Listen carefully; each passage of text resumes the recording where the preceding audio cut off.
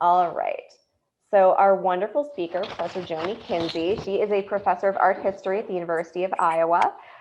She received her PhD from Washington University in St. Louis in 1989 and teaches a great variety of courses that range from surveys of visual culture in the United States to topical subjects like landscape painting and print culture. Her research primarily focuses on 19th century landscape painting and Western art, but she also has written on other subjects such as 19th century popular prints, Grantwood, very relevant to us here, and woman artists.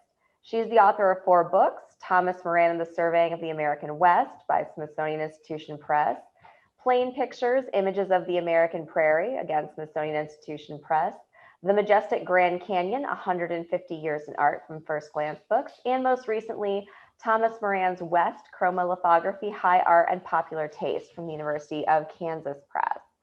She is also the curator of the Eve Drullo collection at the University of Iowa, which is a remarkable collection of hundreds of paintings, sculpture, works on paper, and the personal effects of Eve Drullo, who bequeathed the collection to the School of Art and Art History in the late 80s. And so with that, I will turn it over to Professor Joni Kinsey with our thanks.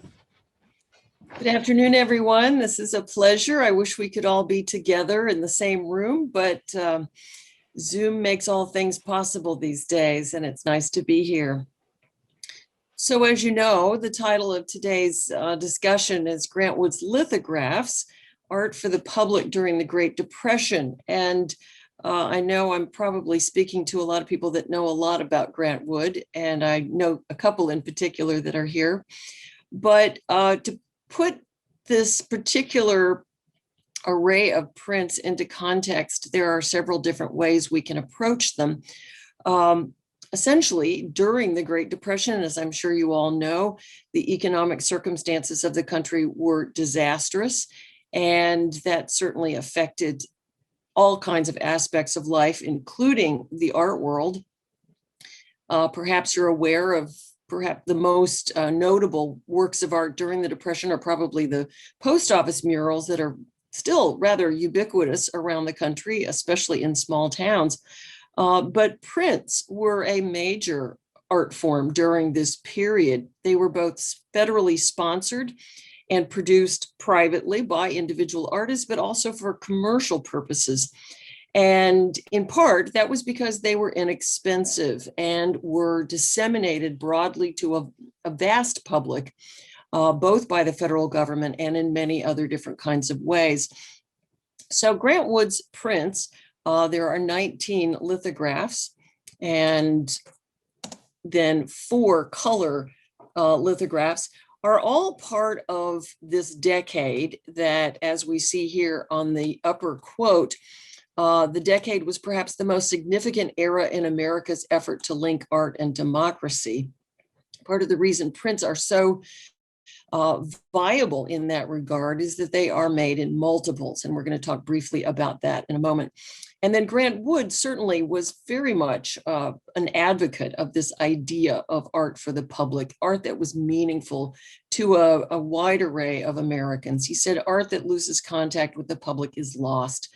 We must get back to simple relationships with the public.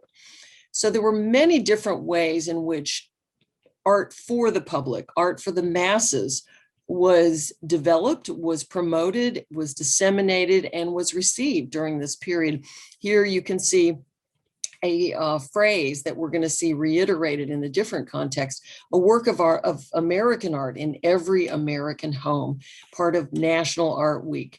This is a period of just enormous flourishing, even under these very difficult circumstances, of a whole array of art that could reach people that had never seen art much before. So it's really quite exciting. And this particular set of prints, and here you see the array of the black and white ones, and then there's 4 hand-colored ones that I'll show you momentarily. We'll look at each of these in turn. These were not done for the federal government, although Grantwood did do some work for the early New Deal programs. We'll talk briefly about that as well. But this particular set of prints begun in 1937, and the last one was created in 1941, were part of a commission that he and many other artists were involved with for a private corporation, the Associated American Artists. And we'll get into that momentarily as well, and we'll look at each of these in turn. Here are the 4 hand-colored lithographs.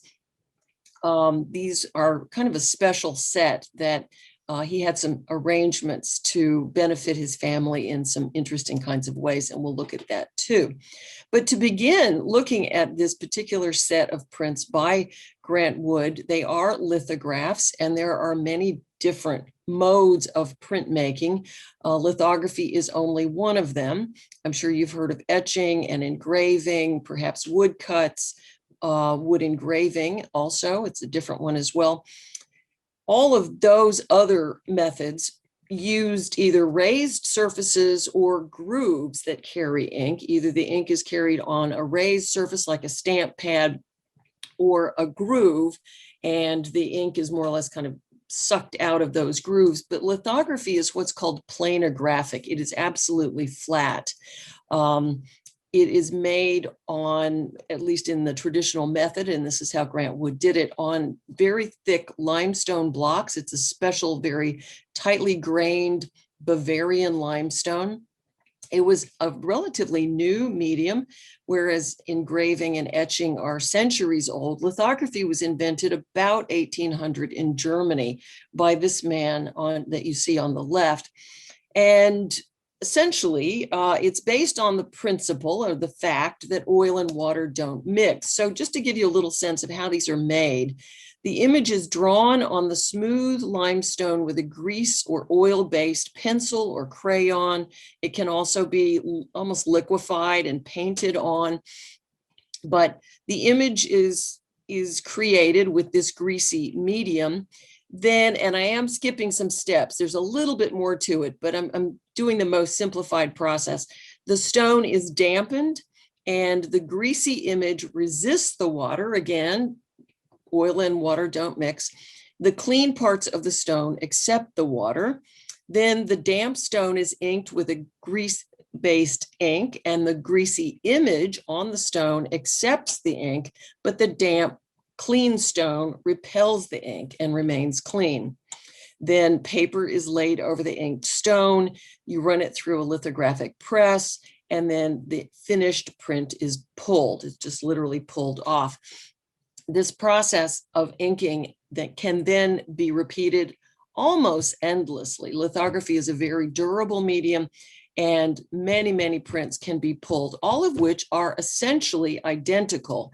But because an artist has made what's called the matrix, has made the image on the stone in this instance, and usually printed, although master printers can make the actual prints, can pull the prints themselves. But regardless, since an artist has made the image, the matrix from which the images are then printed, these are considered original prints. And we'll get into, let's see, there we go. So original prints, even though they are multiples and they are all virtually identical, they are all considered original prints because the artist has made the original, in this case, drawing on the stone.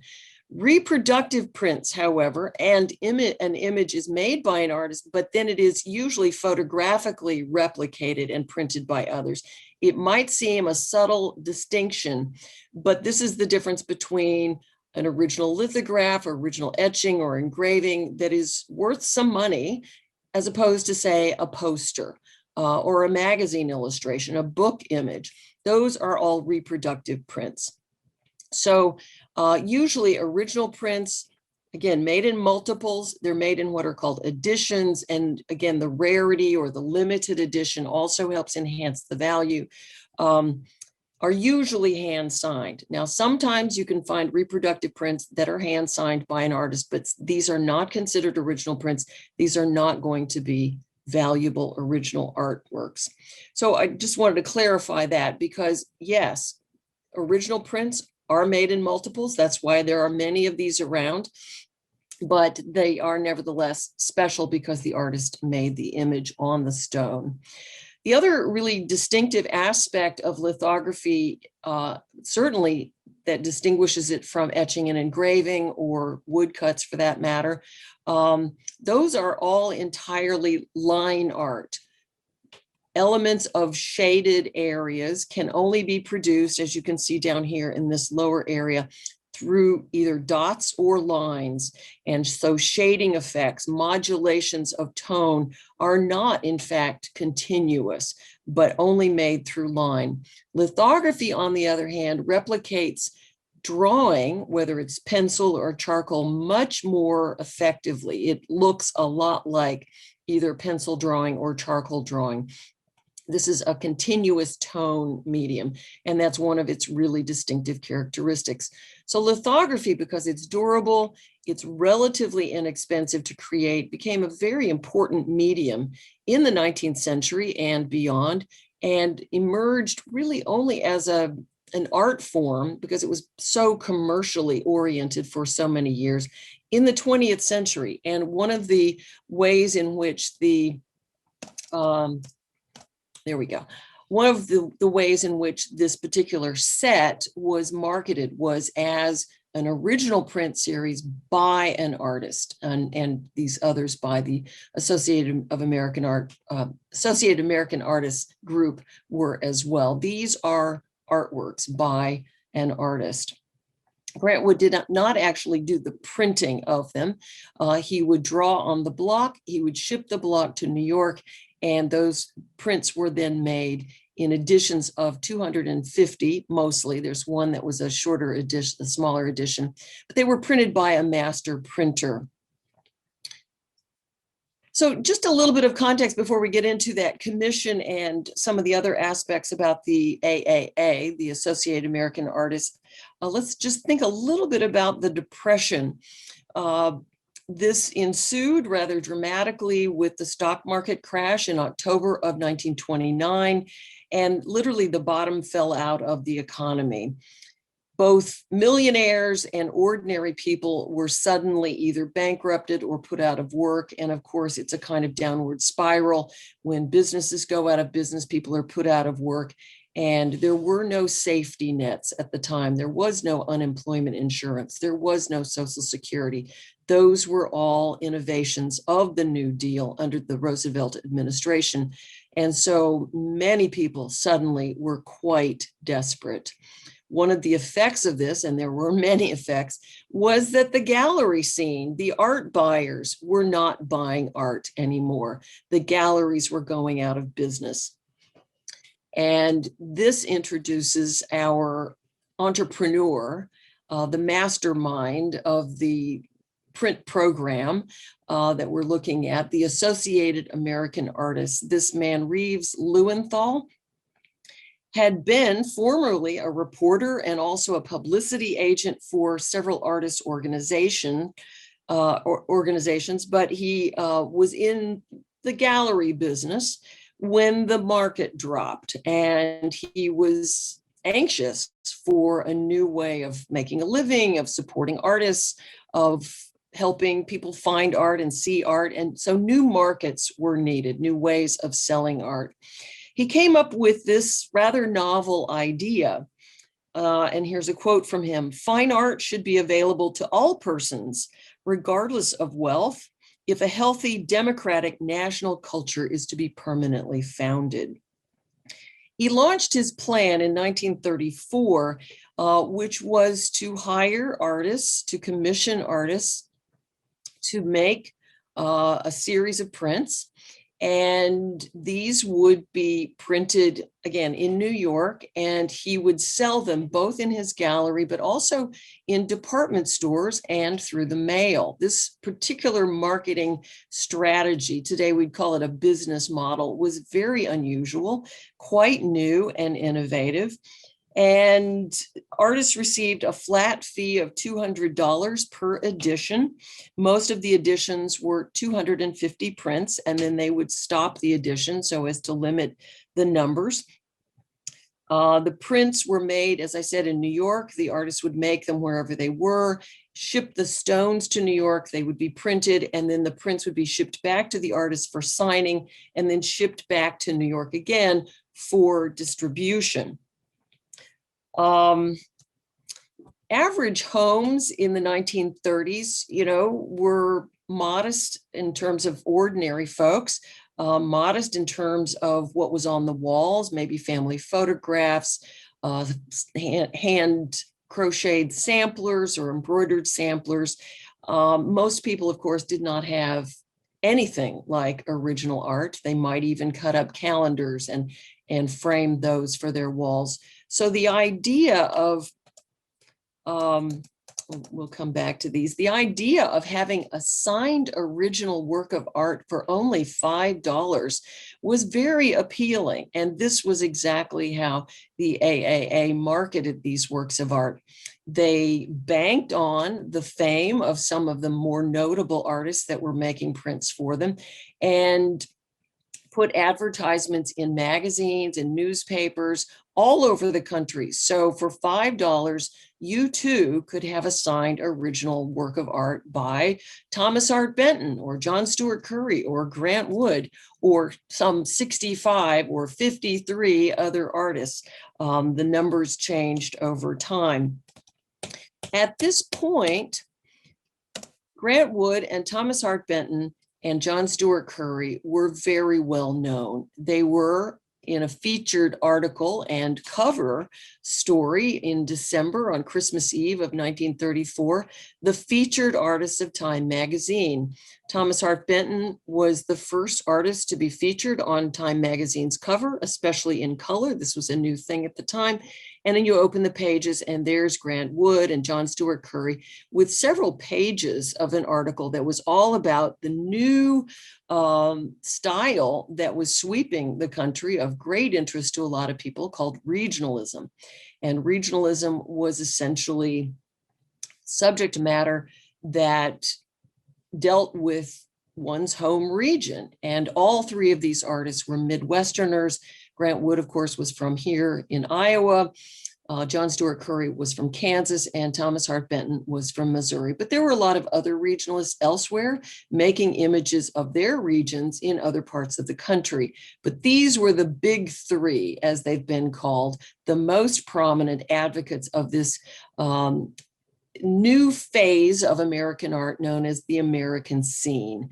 And this is exactly the kind of art that the federal government was beginning to sponsor and focus on.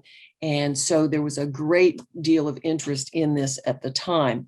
It was all about art for the people. It wasn't foreign. There was a lot of art that had been imported, you might say, a lot of styles that had been imported, especially, well, all along, really. But since about 1900, abstraction and a lot of so-called foreign styles were being embraced by very avant-garde, very progressive artists.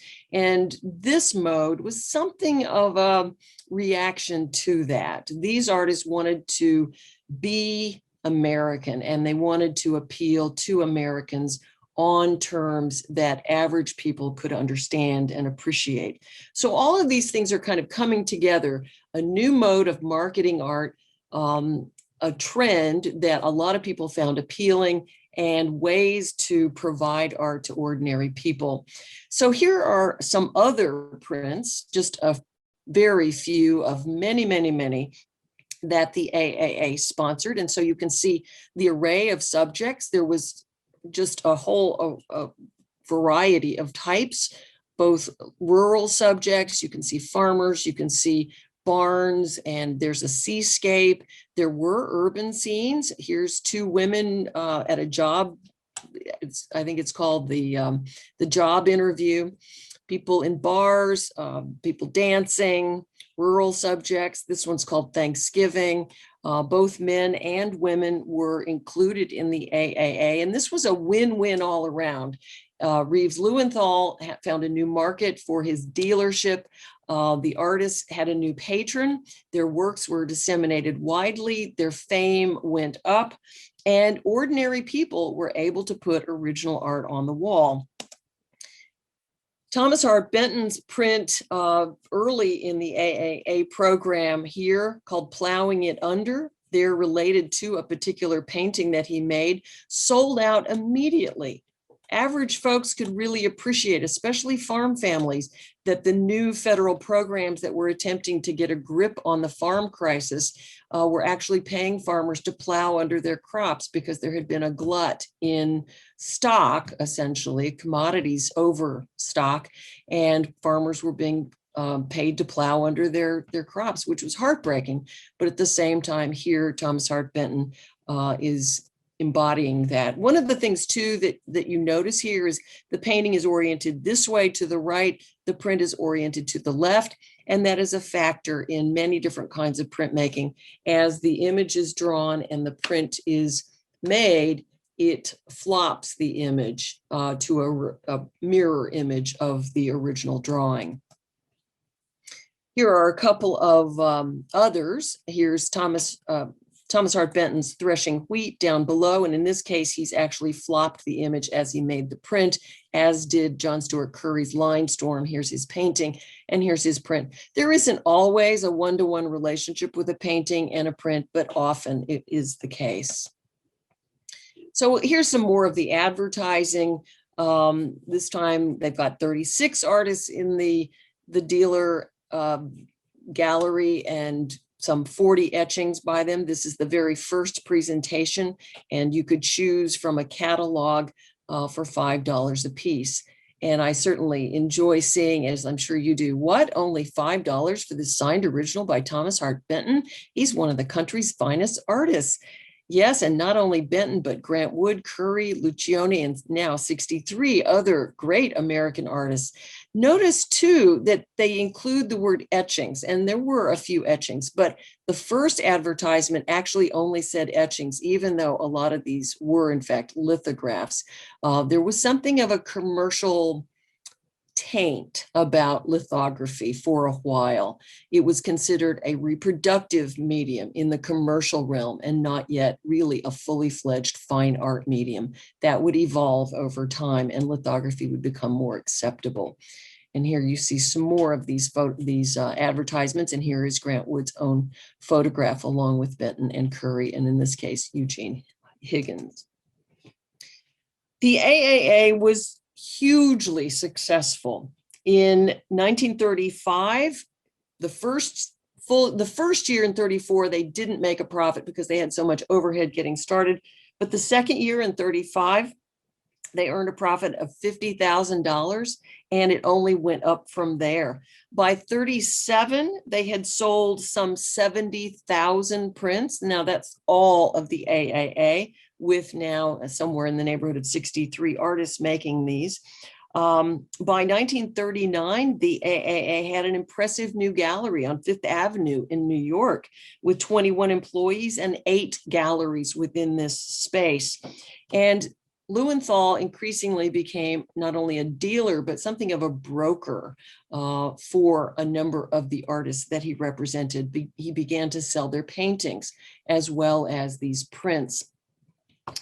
So as you can see, Time Magazine took great interest in all of this. Here you can see some of the catalogs of the AAA, but Time took note in 38 and said that after 2 years of unsuccessful selling through department stores, this was marginally, successful in some places, Lewenthal decided to go straight to the people with a mail order catalog.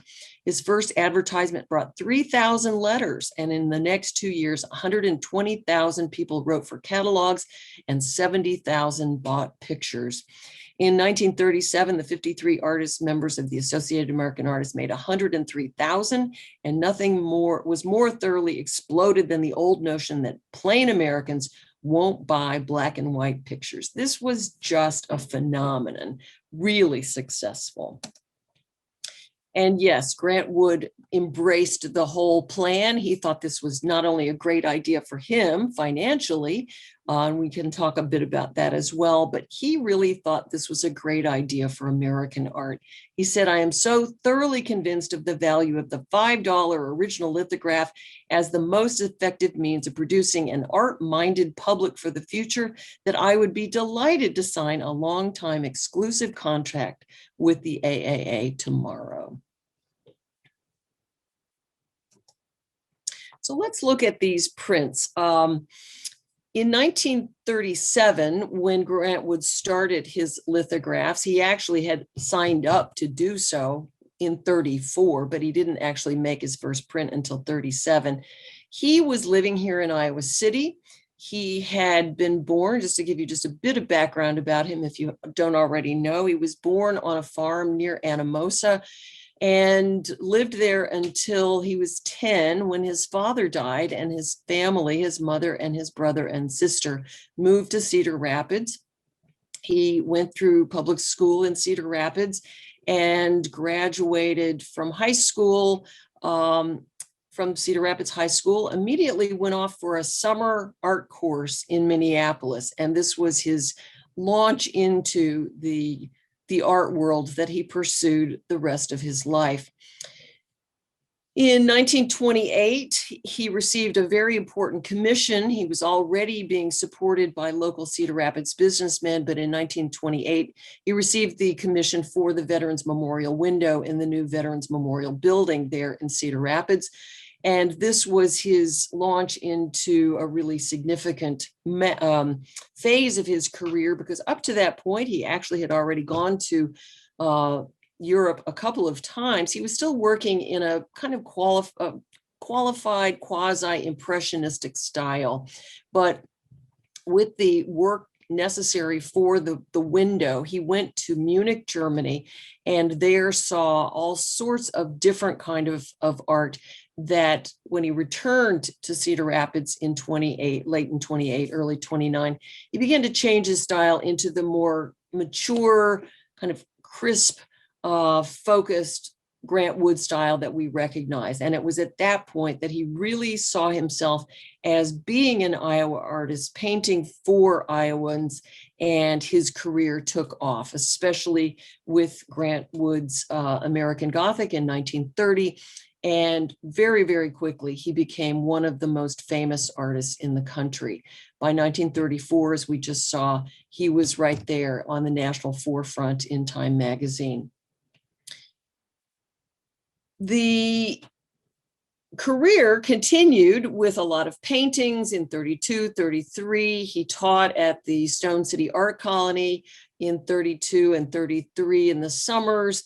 And as we'll see in a moment, he did have a stint working for the federal government in 34.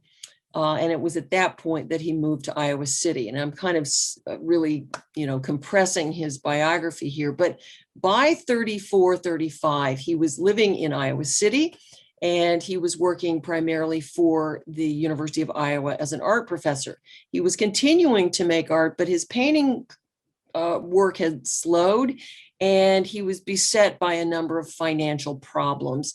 He did marry, and his wife spent rather extravagantly. They had some tax issues to deal with. He then was divorced, and that was a financial problem. So this commission from the AAA was really a boon for him and helped him get his finances in order in lots of ways. It was a good mainstay for him. He was also doing a lot of book illustrations and other kind of commercial work in the late 1930s as well. So if we take these prints in turn, he did plan to do, or it seems he planned to do more than just the 19 that he did. And he planned to do one, it seems, for every month. He didn't do every single month in the end. But here we see December afternoon with a barn back here that looks an awful lot like the barn that is in the back of his Court Street, Iowa City house. If you get a chance to drive down Court Street between Summit Street and Muscatine, it is the only brick house on the street, on the north side of the street. And you can peek back behind of James Hayes's house, and there is a barn that looks an awful lot like that. So perhaps he was looking out his back window as he drew this on a December afternoon. There you can see the label that would have accompanied the print if you ordered it from the AAA. And essentially most of his prints had the same basic label, giving him a bit of biographical information about who Grantwood was. Then January, we have not only the print here on the left, but a painted version and the colored drawing from which all of these were basically made. And you can see that the original drawing and the painting are oriented one way, but as I said, the flopping takes place in the printing process. But they all do have more or less the same basic configurations.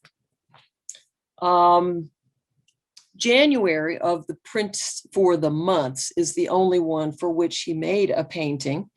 And in a way, kind of contradicting what we might imagine, the drawing apparently does not predate the print. He made the print in 37, the drawing in 38. It's at the Art Institute of Chicago. And finally, the painting was from 1940. So obviously he liked this composition. It seemed to resonate with him enough to bring him back again and again. And here too, we see a kind of bleak day with these corn shocks leaning over with snow on them, kind of a gray January day, but there's a hint of Grantwood's wonderful sense of humor here with the rabbit tracks. Sorry about that. The rabbit tracks that come through and then disappear into the corn shock and then carry on to the background. February also looks a bit bleak, not surprising. February can be. But these horses here stare at us, giving a kind of animation to the scene.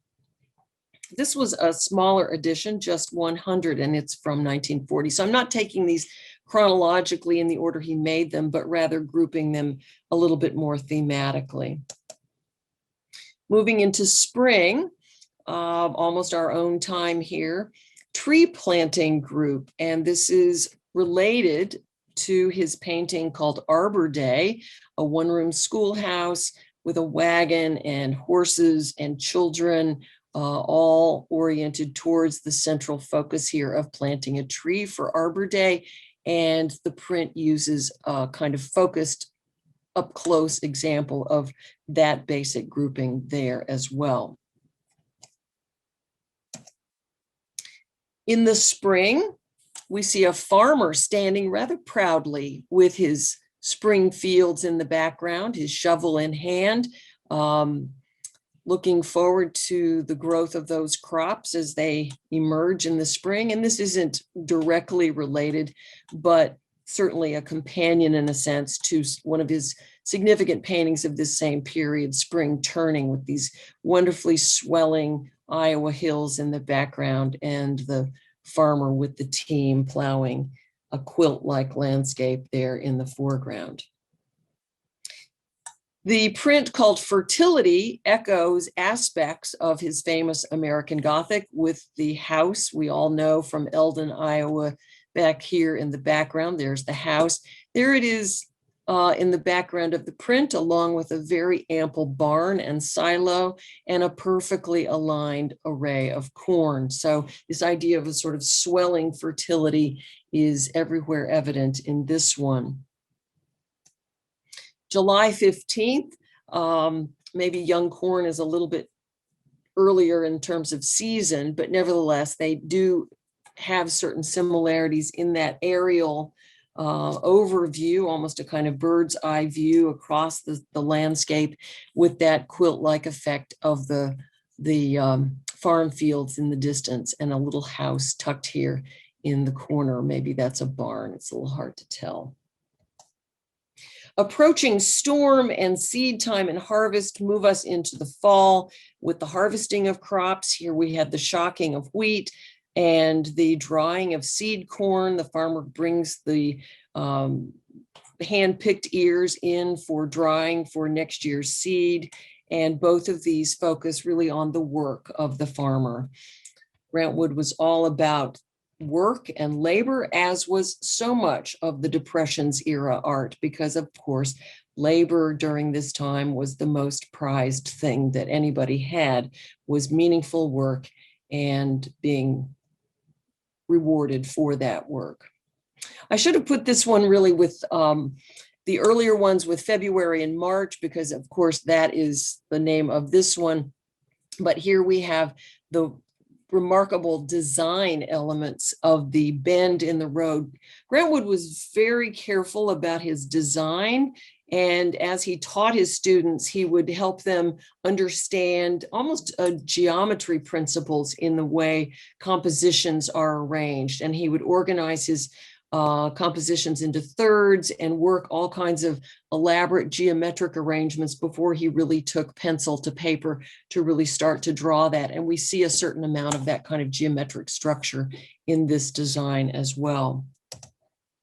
The shrine quartet of the men from the Masonic shrine here with the pyramids in the back, all singing a kind of barbershop quartet, have, you know, these wonderful shadows. Again, a lot of interesting design in this print, but that too is a wonderfully humorous, a kind of gentle mocking perhaps of these individuals, much as he had with the painting The Daughters of the Revolution there on the lower right, the women of the DAR who meet for tea. This one, again, one of his month series, this one, January, is an interesting interior scene, so not a landscape. And we might think about this one as the man is alarmed at night. I think, too, this is called Midnight Alarm. The man coming down the stairs with the kerosene lamp in his long johns. And this is the only example of one of Grantwood's works that he included this long john underwear, but he planned to do a painting of it. And there's a whole series of articles that are in the Grantwood scrapbooks at the Figge Museum. And you can see these if you're interested in looking into Grantwood's life and career. You can find all of those on the Iowa Digital Library. If you simply Google Iowa Digital Library and then search for Grantwood, you'll see these scrapbooks, and you can literally through your computer turn the pages. And that's where I got these clippings. Grantwood was interested in doing a painting that included old-fashioned long john red flannel underwear.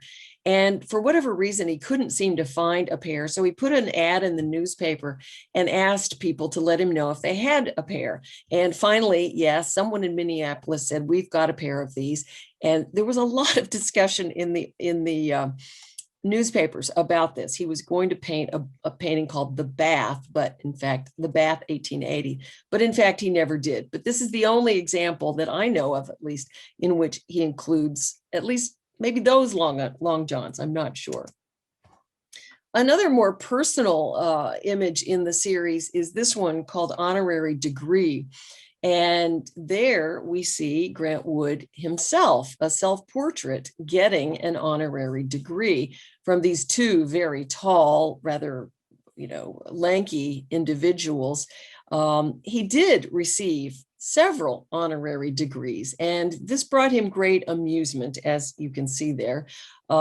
He also was accepted into the National Academy of Design, and he received that equally with great amusement. He was very honored to receive these accolades, but he only had a high school diploma himself. He had not gone to university, although he was now a university professor. But this was a real high point for him late in his life.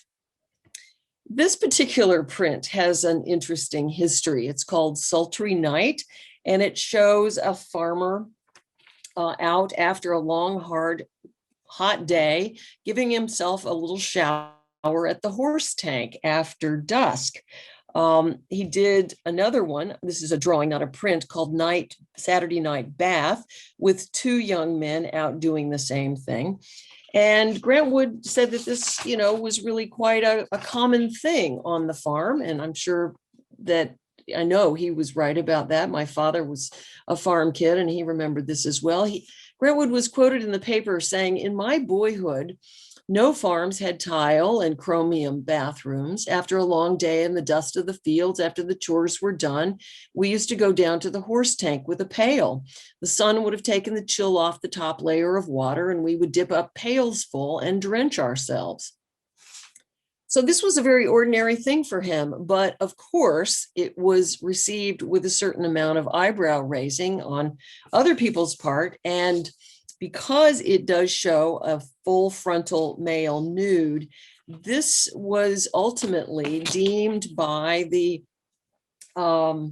Postal Service as obscene. It was considered pornographic and it was not allowed to be shipped through the mail. It was printed only in an edition of 100, and the only way you could buy it was through the gallery itself in New York. Even then, it was carefully wrapped in brown paper. So this particular work had a certain amount of infamy about it. And as such, it is one of the rarest ones today. He did do a painting of this subject and was apparently anxious for people to see it. One of his early biographers, Darrell Garwood, explained, saying, this is a quote, "Grant didn't follow the time-honored tradition of shrinking and shadowing the male parts. He invited more than 50 people to his house for the unveiling of the painting of Sultry Night. It stood on a high rack over the sideboard. In both his living room and dining room were full of women and men that night.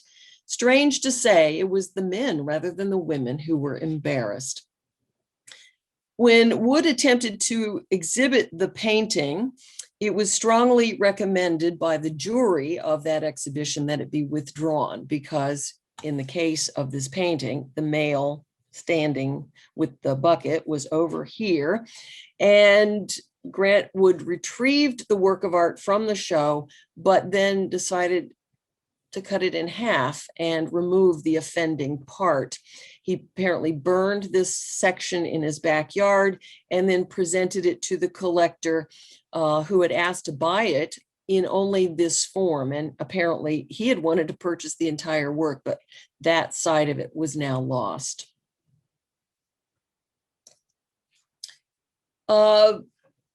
Among the last of Grantwood's works was this print on the left called The Family Doctor, and he died of pancreatic cancer in February of 1942. He was only 50 years old, and this was certainly a preoccupation, of course, of his last months.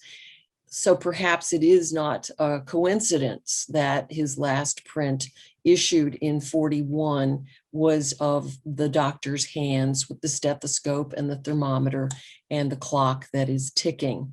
He had done a similar example in a drawing for a special edition of Sinclair Lewis's book called Main Street, and there is the drawing. This precedes the print.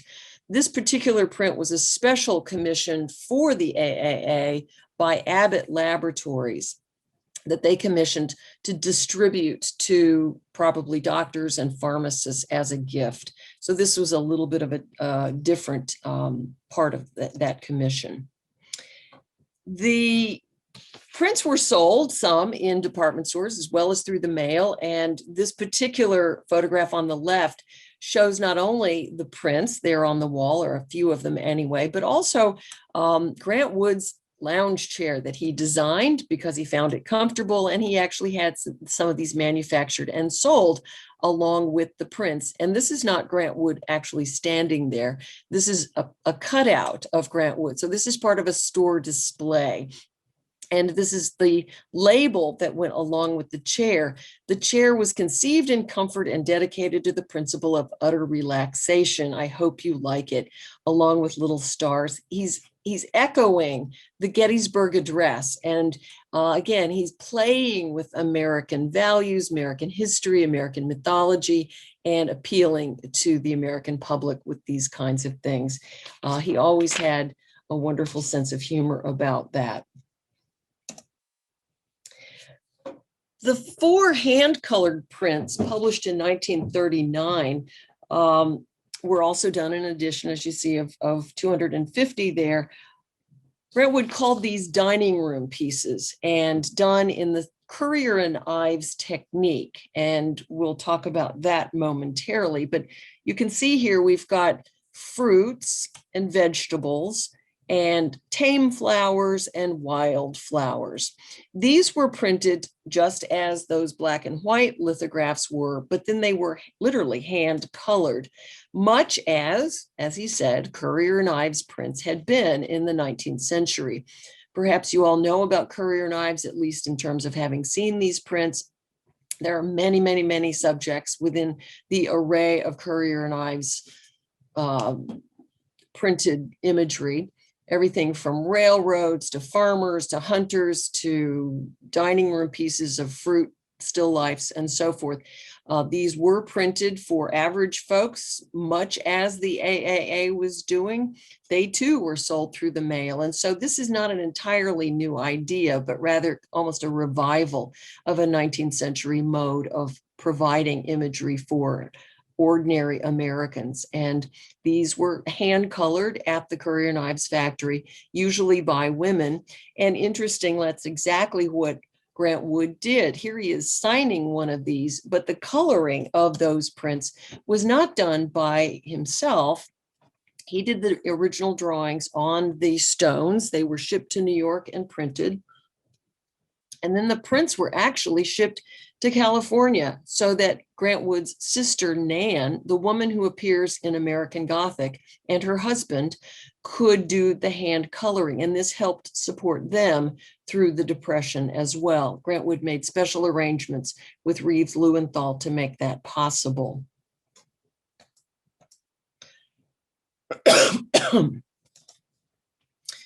Grantwood's prints, along with a lot of other AAA prints, were included in a special book in 1939, A Whole History of American Printmaking. And there you can see the tree planting group there. So these were made popular and available and known in lots of different ways.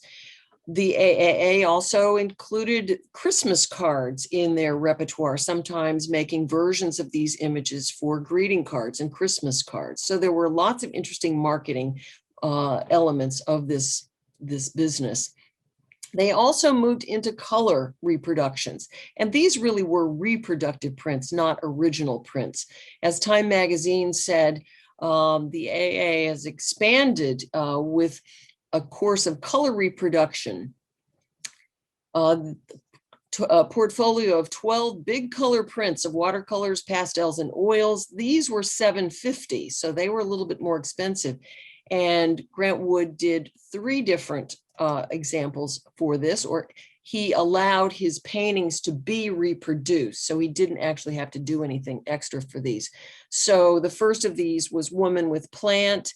And then there was the Ride of Paul Revere, the Midnight Ride of Paul Revere, and then one of his last paintings, Spring in Town. These were produced, as the AAA said, through a special technique called gelatones.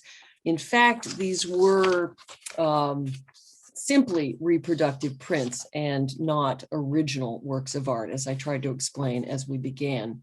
But these were touted no less. You too can now own a world famous painting. You can reproduction of it, but nevertheless, there was his Woman with Plants, which is a portrait of the artist's mother. And these were sold across the country, but certainly in Cedar Rapids, as we know, from the Killian Company, the Killian department store in Cedar Rapids.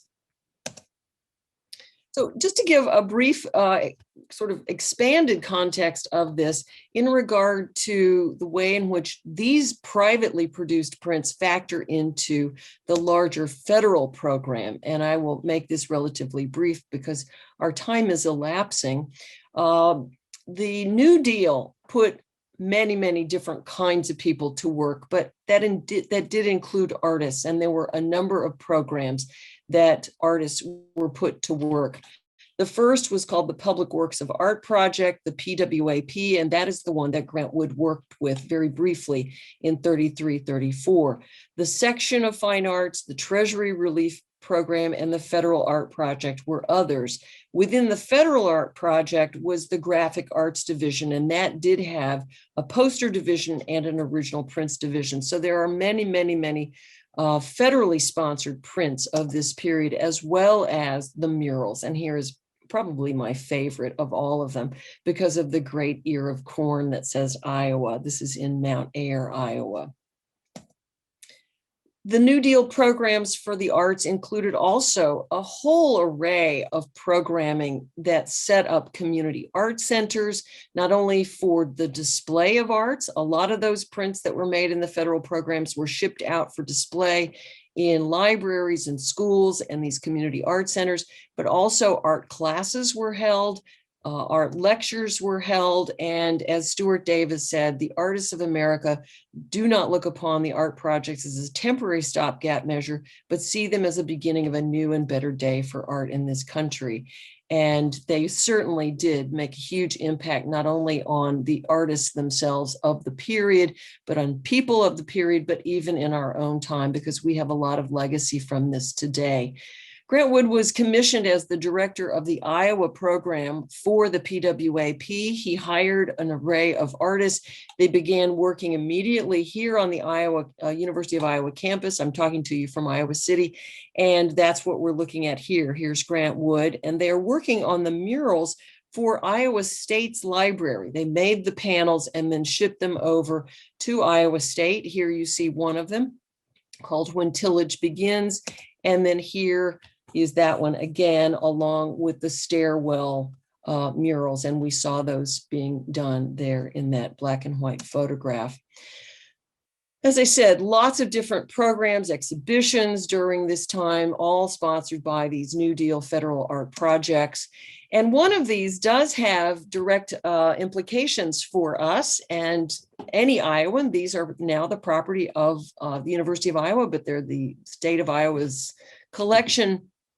After the New Deal programs closed, a lot of the prints that were produced in those federal projects were given out to schools and universities. And this is from the Daily Iowan saying that a gift of 100 of those prints had arrived on campus, and we still have those today. Here's a few of them that are now all in the Stanley Museum of Art collection. And you can see there lots of different styles, from regionalism to abstraction, and also some color. There was a lot of experimentation in these graphic arts division studios, and they were really doing a lot of important innovation in the print world. So Grantwood's black and white lithographs, as well as his hand-colored ones, have both an interesting history back to the 19th century, if there are references to courier knives and the popularization of lithography, but also very much a 1930s context that is part of this larger Art for the People program.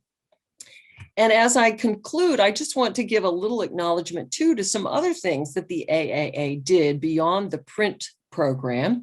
As I said, Reeves Lewenthal became a dealer for a lot of the artists that he had prints from, and Grantwood was one of those.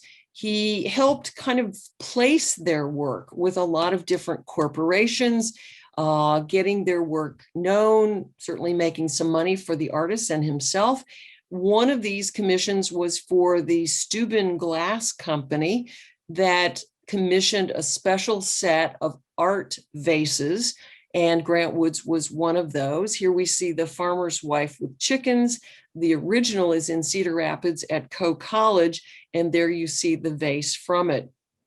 Here are a few of the other art glass works that were done. This one was by Georgia O'Keeffe. This is, I believe, John Stewart Curry's, and Henri Matisse even was included in this. So really some major names that Grantwood was included among.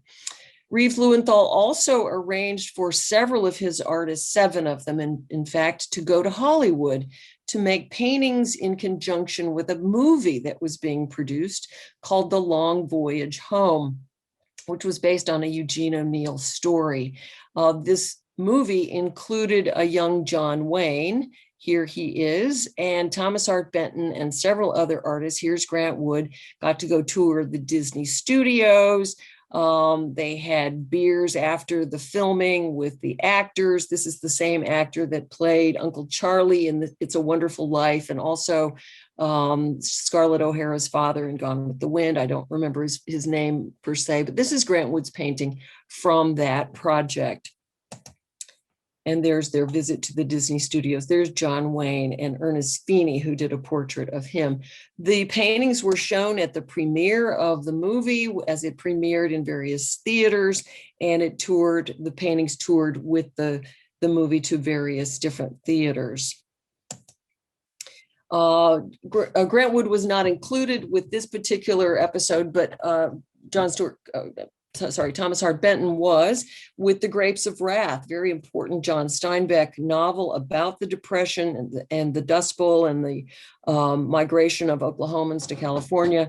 And Reeves Lewenthal got Thomas Hart Benton's work placed as part of the movie poster and very much part of the publicity for that film. And there you can see that particular print and the advertisements that went along with it, along with the still from the movie.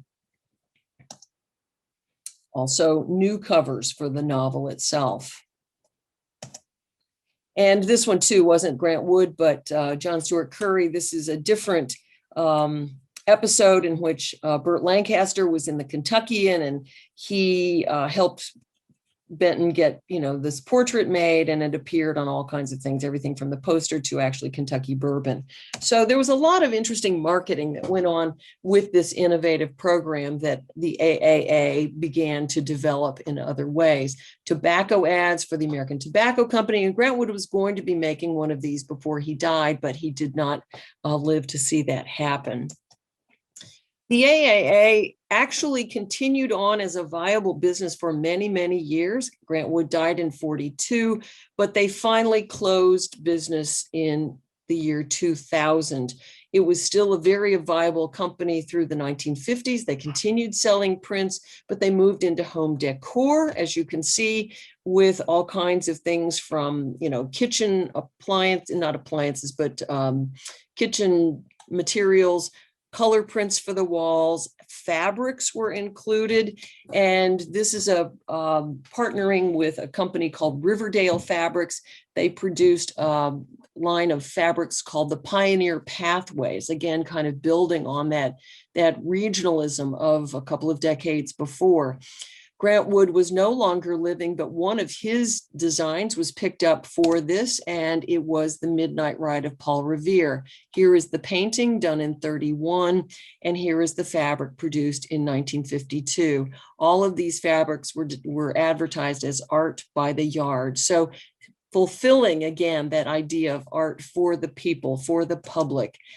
Grantwood did do a textile design called Spring Plowing as early as 1939, and here's a painting that isn't exactly the same, but from that same decade. And as far as I know, this was not produced as fabric, but I think that was whether or not that was part of the AAA's plan at the time. But anyway, there that was, and it's too bad it wasn't produced as a line of fabric. So as we conclude, I hope you can see that this set of prints, and many people actually own these. The Cedar Rapids Art Museum has a whole set. The University of Iowa has a whole set. And people here and there still find these occasionally. You see them occasionally on the Antiques Roadshow. They are now very, very valued and highly prized. And Grantwood's, among all of the AAA artists, is certainly among the most significant in terms of price value these days.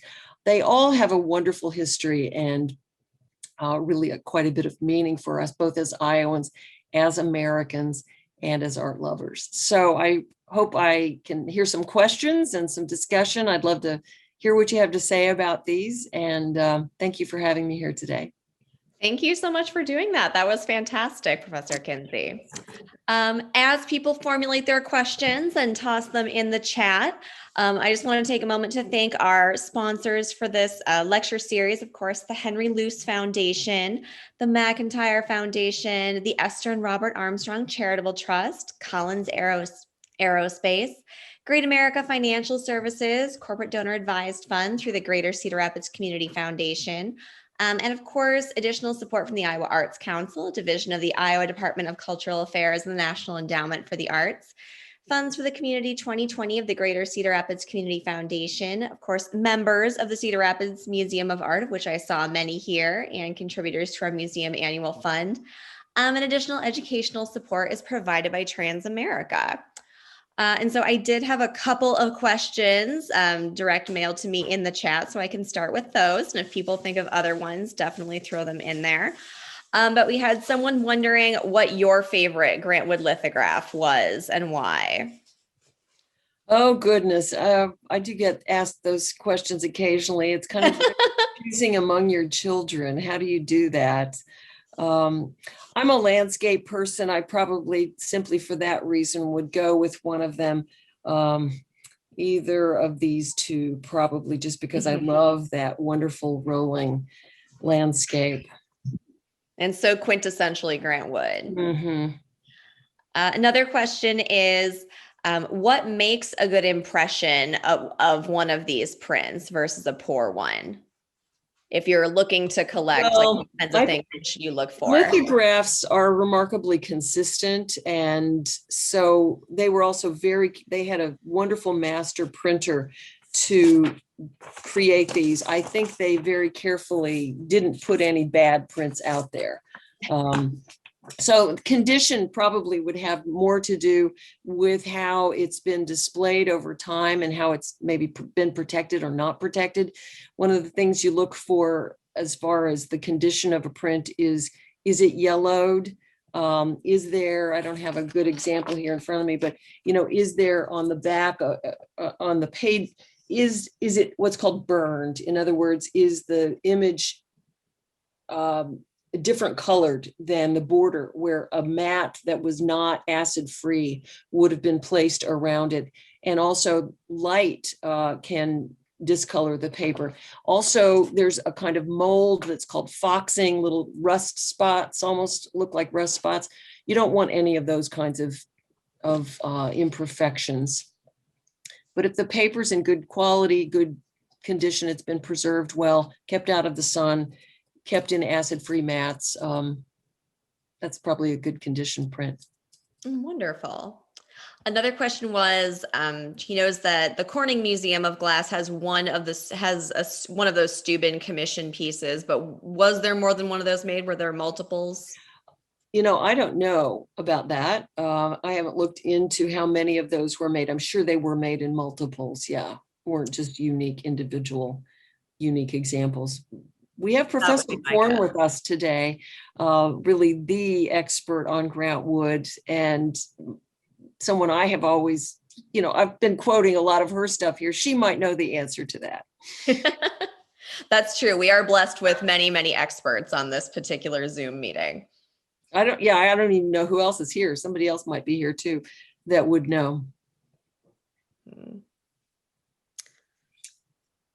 In the meantime, we'll move on to the next one. Is there a piece of this print series that was the most popular or the highest seller? I don't know that either about those statistics. No, I don't think I've run across any statistic like that. There are a few books that, well, obviously I have a few other things here to do to show. This was a Saturday evening Post cover right after Grantwood died in April of 42. He died in February. And here, this was really during the early part of World War II, which is right when he died. And if he were here today, so Grantwood's legacy continued on. But what I was going to say was, if anyone's interested in doing more research into this or learning about this in more detail, there are some wonderful resources. Here is a catalog raisonné. That's really a catalog raisonné is sort of a complete catalog of the 19 lithographs. This was an exhibition that also has quite a bit of information about this print series in particular. And this is a big, thick book over here called Art for Every Home. And it's all about the history of the AAA business and all of the various things it did. So again, quite a lot of information there. And I can definitely speak to, I use all three of these books constantly when working with AAA or with Grantwood stuff. They're all really excellent. Sean messaged and said that he heard that all of Grantwood's prints sold out right away from AAA. So Yeah, I'm not trusting surprised. him on that. I think that's a good answer. Another question we had was, did Grantwood do any prints as a commercial commission? Well, this really was a commercial commission. But these are the only original prints that he made. Sure. Yeah, it's just the 19, isn't it? Yeah, right. All right. Well, unless there are any more questions, I think I've run through the ones on the chat. And thank you so much, Professor Kinsey. This was really wonderful, and we so appreciated having you. My pleasure. Thank you all for being here.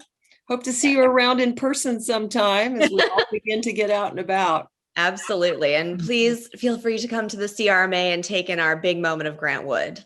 Definitely. Thank you so Thank you. much. Yeah, thank you all so much.